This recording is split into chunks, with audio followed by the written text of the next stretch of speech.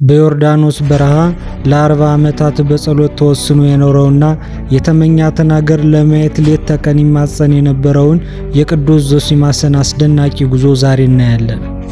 በመልአክ መሪነት በሚያስፈሩ አራዊት ተጭኖ ወደ ብሔረ ብፁዓን የተጓዘበትን ያንን ተአምራዊ ጉዞ በዝርዝር እንመለከታለን። ቅዱሱ አባት እንዴት ተጓዘ? ምንስ ገጠመው? ከብሔረ ብፁዓን የተመለሰውስ በምን ምክንያት ነበር? የሚሉትን ጥያቄዎች በዛሬው ዝግጅታችን ምላሽ ያገኛሉ። ይህን መንፈሳዊ ታሪክ አይተው ሲጨርሱ መሰል ታሪኮች በጊዜው እንዲደርሰው ቻናሉን ሰብስክራይብ ያድርጉ። ይህ ቪዲዮ ለሌሎችም ይደርስ ዘንድ ላይክ በማድረግ ይጀምሩ።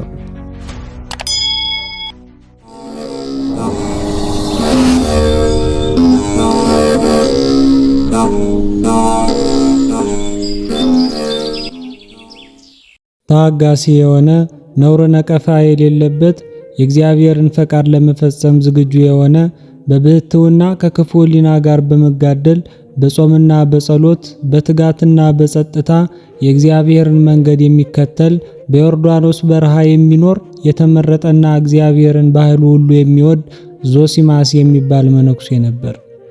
እርሱም ስለ ስርየተ ኃጢአቱ ከብዙ ልመናና ምልጃ ጋር ወደ እግዚአብሔር ይለምን ነበር። የነቢያትንና የሐዋርያትን የሰማዕታትንና የቅዱሳንን መጻሕፍትም ያነብ ነበር። እንዲህ ሆኖ ሲኖር ከዕለታት በአንድ ቀን የነቢያትን መጽሐፍ ሲያነብ በነቢዩ በኤርምያስ መጽሐፍ ውስጥ ስለ እነዚህ ብፁዓን የተጻፈ ነገርን አገኘ። በዚያ ዘመን ሰዎች ለጣዖት እንዲሰግዱ የሚያዝና እርሱም ለጣዖት የሚሰግድ ንጉሥ ነበር። ነቢዩ ኤርምያስ ስለ ኢየሩሳሌምና ስለ ሕዝበ እስራኤል አምሮ ያለቅስ ነበር። ሰማይንና ምድርን በውስጣቸውንም ያለውን ሁሉ ወደ ፈጠረ ወደ እግዚአብሔር ተመለሱ፣ እርሱንም ብቻ አምልኩ፣ እርሱ በንስሐ ወደ እርሱ ለሚመለሱ ሁሉ ይቅር ባይ ነውና። ከባዕዳን አማልክት ባትመለሱ ግን እርሱ ቀናኢ አምላክ ነውና ይቆጣባችኋል፣ በሚማርኳችሁ እጅ አሳልፎ ይሰጣችኋል። በዚህ ዓለምም አስጨናቂና ከባድ በሆነ መከራ ውስጥ ይጥላችኋል። በኋላም እሳቱ በማይጠፋና እረፍት በሌለበት በገሃነመ እሳት ውስጥ በዘላለማዊ ፍርድ ይቀጣችኋል ይላቸው ነበር። የኤርምያስን ነቢይ ነገሩ እንዲህ ነበር። ሆኖም ሕዝቡ ግን ከኃጢአታቸው አልተመለሱም። ከሕዝቡ መምህራን መካከል አሚናዳብ የሚባል እግዚአብሔርን የሚፈራ ሰው ነበር። ኤርምያስ ነቢይ ስለ እነርሱ ሲያለቅስ ባየው ጊዜ እግዚአብሔርን መፍራትና የኤርምያስንም ቃል በልቡ ገባ። ነቢዩ ኤርምያስ የሚናገረው ነገር በእውነት እንደሚደርስና እግዚአብሔር ከካህዲያን የሆኑትን አሕዛብ እንደሚበቀላቸው በእውነት አውቆ ተረዳ። አሚናዳብም ነቢዩ ኤርምያስን እርሱንና ቤተሰቦቹን በሕዝቡ ላይ ከሚመጣው መቅሰፍት እግዚአብሔር እንዲያድናቸው ወደ አምላኩ እንዲጸልይለት ለመነው። ነቢዩም ከእግዚአብሔር በቀር ሌላ አምላክ እንዳያመልክ መክሮ የኢየሩሳሌምን ጥፋት እንዳያይ ከሕዝቡም ጋር እንዳይማረክ እግዚአብሔር ከእርሱ ጋርና ምዕመናን ከሆኑ ከቤተሰቦቹ ሁሉ ጋር እንዲሆን ስማቸው በዓለም ሁሉ የታወቀ እንዲሆንና ዜናቸውን የሰማ እንዲያደንቅ ስማቸውንም ብፁዓውያን እንዲሏቸው ዓለምና ድካም ከኋላኛው ፍርድ እንዲድኑ ስለ እነርሱ ወደ እግዚአብሔር ጸለየ። ቅዱስ ዞሲማስም ይህን የመሰለ ነገር ባገኘ ጊዜ በጣም ተደነቀ። በጸሎቱም እግዚአብሔር የእነዚህ የብፁዓውያንን አኗኗር ይገልጥለት ዘንድ የሚለምን ሆነ። በእንዲህ ያለ ሁኔታ እያለ አንድ ቀን የአባቶቻችን የሐዋርያትን ስብከት ሲያነብ ከ12ቱ ሐዋርያት አንዱ የሆነው ወንጌላዊው ማቴዎስ ወደ እነርሱ እንደሄደና አኗኗራቸውን ሁሉ እንዳየ የሚናገር ባገኘ ጊዜ ቅዱስ አባ ዞሲማስ አብዝቶ አደነቀ። በዚያን ጊዜ እነዚህን ብፁዓውያን ያያቸውና አኗኗራቸውን ከመጀመሪያው ጀምሮ እንዴት እንደሆነ ያውቅ ዘንድ በቀንና በሌሊት ወደ እግዚአብሔር ልመና ጀመረ። ፈቃዱን ይፈጽምለትና እነዚህን ቅዱሳን ያይ ዘንድ ግብራቸውንም ይረዳ ዘንድ በጾምና በጸሎት ወደ እግዚአብሔር ይለምን ጀመር። ስለዚህም ታላቅ ነገር ለ40 ዓመታት ያክል ሲጾምና ሲጸልይ ኖረ።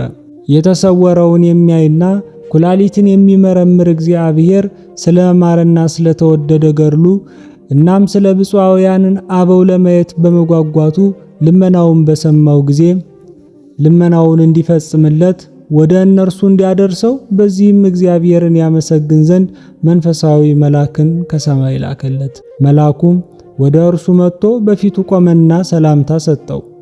እንዲህም አለው፣ ንጹሕና ታጋሲ ባህታዊ የሆንክ ዞሲማስ መነኮስ ሆይ፣ እነሆ አሁን እግዚአብሔር ልመናህን ተቀብሏል፣ ጸሎትህንም ሰምቷል። ስለዚህም ከአንተ ጋር እንሆንና ከእነዚህ የተወደዱና የተመረጡ ንጹሐውያን ምድራውያን መላእክት ሰማያውያን ሰዎች ከሆኑ ትእዛዙንም ስለጠበቁ እግዚአብሔር ከሚወዳቸውና ከሚያረጋጋቸው ከሚጎበኛቸውና ሁልጊዜ አብሯቸው ከሚኖር ከእነርሱ አደርስ ዘንድ ወደ አንተ ላከኝ። ታያቸውና ግብራቸውንና ግሩም የሆነ አኗኗራቸውን ታውቅ ዘንድ ተነስ። እግዚአብሔርን ያመሰገኑት ዘንድና ፈቃዱን ለሚፈጽሙ ሁሉ አዳኝ መሆኑን ያውቁ ዘንድ ተነስና ሂድ። ቅዱስ ዞሲማስ ይህንን ከመልአኩ በሰማ ጊዜ እጅግ በጣም ተደሰተ። እንዲህም አለ፣ አቤቱ ለዚህ ነገር የበቃው ያደረከኝ አምላኬ ሆይ እሰግድልሃለሁ፣ አመሰግንሃለሁ አለ። ወዲያውም ከባቱ ወጥቶ ወንድም ከወንድሙ ጋር እንደሚሄድ ከእግዚአብሔር መልአክ ጋር ተጓዘ። 3 ቀንና 3 ሌሊት ወደምንናገራት ገዳም እስካደረሰው ድረስ እንደተጓዘ ቅዱስ አባ ዞሲማስ ተናገረ። ከዚህም በኋላ የእግዚአብሔር መልአክ ከእርሱ ተሰወረ። እርሱም በዚህ ጊዜ የሚሄድበትን እንደማያውቅና ምን ማድረግ እንዳለበት የማያውቅ ሆነ። ዓይኑን ወደ ሰማይ አንስቶ ጌታዬና አምላኬ ኢየሱስ ክርስቶስ ሆይ እኔ በዚህ ምድረ በዳ ብቻዬን ነኝና በምሕረትህ አድነኝ። በየት ቦታ እንዳለሁ ወዴትም እንደሚሄድ አላውቅምና ቸርነትህ ይጎብኘኝ አለ። የእግዚአብሔር እርዳታ አይለይህምና አትፍራ የሚል ድምፅ ሰማ። ወዲያውም ሌላ አውሬ ላከለት። ያም ሌላ አውሬ ዙሪያዋን ባህር የከበባት አውቅያኖስ እስከሚሉበት ቦታ ድረስ 12 ቀን ያክል ተጓዙ። ከዚያም ይህ አውሬ ትቶት ሄደ። በባህሩ አጠገብ ቆሞ የባህሩን ስፋት እያየ በዚያም ካየው ከባህሩ ስፋት የተነሳ ደነገጠ። እግዚአብሔር ልመናውን እንደሚፈጽምለት በማመን ወደ ተመኘው እንዲመራው ከእርሱ ዘንድ እርዳታን ለመነ። በዚሁ ጊዜ ዞሲማስ ሆይ እግዚአብሔር ምን ያህል ጸጋ እንደሰጠ ልብ አድርግ። ዓለም ከተፈጠረ ጀምሮ እስከ ዛሬ ወደዚህ ቦታ የመጣና የደረሰ የለም። ይህንም ባህር አልፎ ብሔረ ብፁዓንን ያየ ደመና ተሸክማ ካደረሰችውና የብፁዓውያንን አኗኗር ካየው ከወንጌላዊ ማቴዎስ በቀር ሌላ የለም። አንተ ግን በጸሎትህ የብፁዓውያንን ሕይወት አይተህ ዜናቸውን ለዓለም ትናገር ዘንድ በዚህም ዜናቸውን የሰማ ሁሉ የፈጣሪን ገናናነት እንዲያደንቅና ስሙንም እንዲያመሰግኑ እንዲሁም ፈቃዱን የሚፈጽሙ ሁሉ ከእነርሱ ጋር እንደሚቆጠር ያውቁ ዘንድ እነርሱን ለማየት በቃ። ዞሲማስ ሆይ ለዚህ ታላቅ ምስጢር የታደልክ አንተ ብፁዕ ነህ የሚል የሚያረጋጋ ቃልን ከሰማይ ሰማ። በዚህ ጊዜ በሰው ቋንቋ ከእርሱ ጋር ይነጋገሩ ዘንድ በቸርነቱ ለሚያድል ለእግዚአብሔር ሰገደ። ያን ጊዜ ከባህሩ ማዶ ቁመቱ እስከ ሰማይ የሚደርስ ታላቅ ዛፍን አየ። እንዲህም የሚለውን ቃል ሰማ፣ ዞሲማስ ሆይ ወደ ባህሩ ማዶ ተመልከት፣ እግዚአብሔር ከአንተ በፊት ማንም ያላየውን ያሳያልና። ያን ጊዜም በመጀመሪያዋ ዛፍ አንጻር እንደ መጀመሪያዋ እስከ ሰማይ የምትደርስ ሌላ ዛፍን አየ። ቃልም እንዲህ አለው፣ አንተ ከበታቿ የቆምክባት ያችን ዛፍ እግዚአብሔር ወደ አንተ እንድታጎነብስ ያደርጋታል፣ ቅርንጫፏንም እስከ ምድር ታጎነብሳለች። ያን ጊዜ በእርሷ ላይ ውጣ፣ ከእርሷ እስከ ሰማይ ድረስ ካወጣች በኋላ እስከ ባህሩ እኩሌታ ታደርሳለች። በባህሩ ዳር ያለችው ሌላይቱ ዛፍ ወደ አንተ ትመጣለች። ያን ጊዜ የመጀመሪያዋ የያዝካት ዛፍ ለቀህ ሁለተኛይቱን ያዝ፣ እርሷም ባህሩን ታሻግራለችና አትፍራ አለው።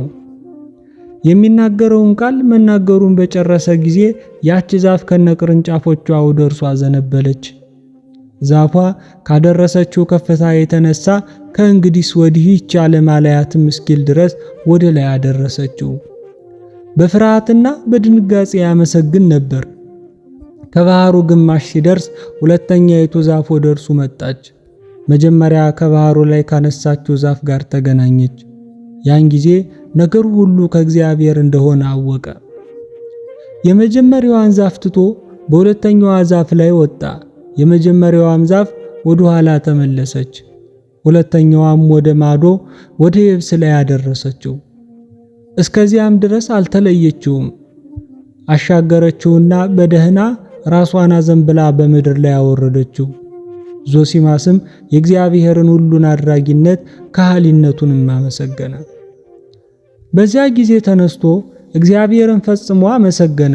በቸርነቱ ያስበው ዘንድ ካሰበውም ያደርሰውና ብፁዓውያንም አበውም ያይ ዘንድ ጸለየ። አባ ዞሲማስም ወደ ምድሪቱ ዳር እንደገባ በምድሪቱ ላይ ተመላለሰ። ደስ የምትልና በዓለም ሁሉ የሚመስላት የሌለ የገነት አምሳል የሆነች ምድርን አየ። ነፍሱም ደስ ተሰኘች። ይህች ምድር ፈቃዱን የሚፈጽሙ የብፁዓውያን እንደሆነች አወቀ። አስደሳች ማዕዛንም ያሸት ነበር። መዓዛዋም በምድር ካለ ሽቱ ይልቅ የተወደደ ነው። በዚህች መሬትም በገነት ካልሆነ በስተቀር እንደርሱ አላየም። እጽዋቶቿም ታላላቅና በየአይነቱ የያዙ ነበሩ። አትክልቶቿና እጽዋቶቿም የሌሉ ልዩ ልዩ ናቸው። ነፍሱን ፈጽሞ ደስ አላት። ወደዚህች ምድር ያደረሰውን እግዚአብሔርን አመሰገነ። ለማየት ላበቃው ለእርሱ ሰገደ። በእውነትም ይህች ምድር እግዚአብሔር ያዘጋጃት ምድር ናት አለ። በእነዚህ እጽዋት መካከል ከስራቸው ቆሞ የሚጸልይ እንደ ፀሐይ የሚያበራ አንድ ሰው ባየ ጊዜ በአየር ካሉ መናፍስት ወገን መሰለውና እግዚአብሔር ከነርሱ ያድነው ዘንድ ጸለየ። በዚያ ጊዜ ተነሳ አትፍራ የሚል ቃልን ሰማ። እርሱ ወደዚያ ሰው ሂዶ እጅ በመንሳት ሰገደለት። ያም ከብፁዓውያን ወገን የሆነ ሰው ነበር። ባየው ጊዜ ሰላም አለው። በመገረምና በመደነቅ እንዴት ወደዚህ ንጽሕት ምድር ልትመጣ ቻልክ? ይህ ነገር በጣም ይገርመኛልና ማንስ አመጣህ? ከጥንት ጀምሮ በእኛና በጌታችን በኢየሱስ ክርስቶስ ፈቃድ ደመና ተሸክማ ካመጣችው ከማቴዎስ በቀር ነቢይም ሐዋርያም ወደዚህ የመጣ የለምና እስኪ ንገረኝ፣ አንተ ማነህ? ግብርህ አስገራሚ ነውና እያለ ጠየቀው። ወደ እርሱም እየተመለከተ ይገረምና ይደነቅ ነበር። እንዲህ እያለ ወደ እርሱ የሚመለከትና የሚያደንቅ ሆነ። እርሱም ከጌታው ከኢየሱስ ክርስቶስ ዘንድ በብዙ ጾምና ጸሎት የእናንተን ፊታችሁን አይና አናኗሯችሁንም ማወቅ ዘንድ 40 ዓመት ሙሉ በገዳም ስለምነው ኖርኩ። ልመናውም ተሰጠኝ። የልቡን መሻት ለሰጠኝ ለእግዚአብሔር ምስጋና ይሁን አለ። ያ አረጋዊም ፈጣሪ መሻትህን ሰጥቶሃልና እኛንም ያንተን ፊት ያሳየን አምላካችንን ልናመሰግነው ይገባል። እኔ ልታያቸው ከተመኛቸው አንዱ ነኝ። ወደ ብፁዓውያን አኀው እንሄድ ዘንድ ከእኔ ጋር ና አለው። ሲያየውም ልብስ የሌለው ራቁቱን ነበር። እርሱም ጌታ ሆይ ራቁትህን አያለሁሳ አለው። አረጋዊውም ወንድሜ ሆይ ራቁትስ የሆንኩ እኔ ሳልሆን አንተ ነህ። እኔ በእርግጥ የሚያረጅና የሚያልቅ ልብስ አልለበስኩም። ነገር ግን ጸጋ እግዚአብሔርንና የእርሱን ክብር ለብሻለሁ። አንተ ግን የሚያልቅ ልብስ ለብሰሃል። ነገር ግን እግዚአብሔር የጸጋ የለህም፣ ራቁትህን ነህ፣ ኀፍረትህም ለሁሉ ይገለጣል። እኛ ግን ጸጋ እግዚአብሔር ዙሪያችን የከበበን ስለሆነ ኀፍረታችን አይታይም። ይህም አባታችን አዳም ፈጣሪውን ሳይገዳ በገነት ሳለ ተሰጥቶት የነበረው ጸጋ ነው። ዛሬም እኛ የምንለብሰውና ዙሪያችንን የሚከበን ያ ጸጋ ነው። ዳግመኛም የምትፈራኝ ለምንድን ነው? ከእንግዲህ ወዲያ ፍርሃት ካንተ አስወግድ፣ እኔንም በግልጽ እየኝ አለው። ሲመለከተውም እንደ ፀሐይ ያበራል፣ ኀፍረቱም አይታይም። ከብርሃኑ ብዛት የተነሳ ደንግጦ ወደ መሬት ወደቀ። እርሱም እጁን ይዞ አይዞህ፣ እኔም እንዳንተ ሰው ነኝ፣ ተነሳና አኀውን እናያቸው ዘንድ እንሂድ አለው። ተነስቶም ከእነርሱ ዘንድ እስኪደርስ ድረስ ከእርሱ ጋር ሄደ።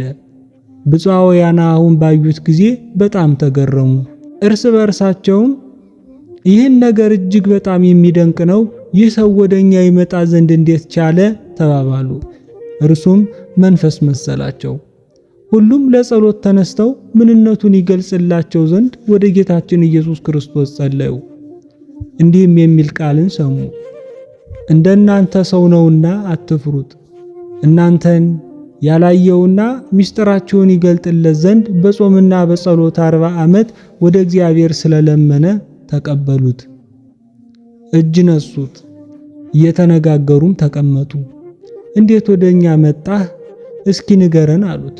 እርሱም ከመጀመሪያው ጀምሮ ሁሉንም ይነግራቸው ዘንድ ጀመረ። እነርሱም በሰሙት ጊዜ አድናቆታቸውና መገረማቸው እየጨመረ ሄደ። ሁሉን የሚችል እግዚአብሔርን አመሰገኑት። የእርሱም ነገር በምድራቸው ሁሉ እየተሰማ ሄደ። ወደ እርሱም ቁጥራቸው ብዙ የሆነ አረጋውያንና ወጣቶች ተሰባሰቡ። ወደ እርሱም እያዩ የእግዚአብሔር ሥራ ድንቅ ነው፣ ድካሚው ዓለም የሆነ ይህ ሰው እንዴት ወደኛ ይመጣ ዘንድ ቻለ እያሉ ያደንቁ ነበር። 3 ቀንና ሌሊት ወደ እርሱ ከሚመጡ ሰዎች ብዛት የተነሳ ምንም ሳይተኛና ሳያርፍ ቆየ። በባህርና በምድረ በዳ ከተጓዘው ጉዞ የተነሳ ደክሞት ነበር። መጀመሪያ ያገኘውን ያን ሰው ወንድሜ ወይ እባክህ ረፍት ከማጣቴ የተነሳ በጣም ስለደከመኝ አሁን ወደ እኔ መጥተው በፈለጉኝ ጊዜ እርሱ የምድሪቱን ውበት ላይ ወጥቷል በላቸው፣ እኔም ትንሽ አርፍ ዘንድ ተወኝ አለው። ያም ብፁዓዊ ይህንን አነጋገር በሰማ ጊዜ ፈጽሞ ተቆጣ፣ እንዲህም አለ፣ ብፁዓውያን ወንድሞቼ ሆይ ከአድካሚው ዓለም የመጣው ይህ ሰው ክፉውን እንክርዳድ ሐሰትን ከእርሱ ጋር አለ። ይዞት የመጣውን እንክርዳድም በመልካም ምድራችን ሊዘራብን ይፈልጋልና ምድራችንን እንዳያበላሽብን ፈጥናችሁ ከምድራችን አስወጡት አለ። ብፁዓውያንም ተሰብስበው የምትጮኸው ምን ሆነ ነው አሉት። እርሱም ከዓለም ወደኛ የመጣው ይህ ሰው እተኛ ዘንድ ተወኝ፣ አሁን መተው በፈለጉኝ ጊዜ የምድሪቱን ውበት ያይና ደስ ይለው ዘንድ ወጥቷል በላቸው አለኝ። ሐሰትን በምድራችን ይዘራ ዘንድ ይወዳልና አገራችንን እንዳያበላሽ ፈጥናችሁ አስወጡት አላቸው። ወዲያውኑ ብዙ ሕዝብ ተሰበሰበ። እነርሱም ከዓለም መጥተህ በሀገራችን ክፉን ድርዛት ትዘራለህን? ሐሰትን ለሚናገር ሰው ነቢዩ እግዚአብሔር ሐሰተኛ ከንፈሮችን ያጠፋቸዋል ያለውን አልሰማህምን? ቶሎ ብለህ ከሀገራችን ውጣ፣ ካሁን በኋላ ከእኛ ጋር 1 ሰዓት እንኳን ልትኖር አትችልም አሉት። ከዚያም በኋላ እግራቸው ስር ወድቆ እያለቀሰ በድያለሁና ስለ ክርስቶስ ስትሉ ይቅር በሉኝ እያለ ለመናቸው።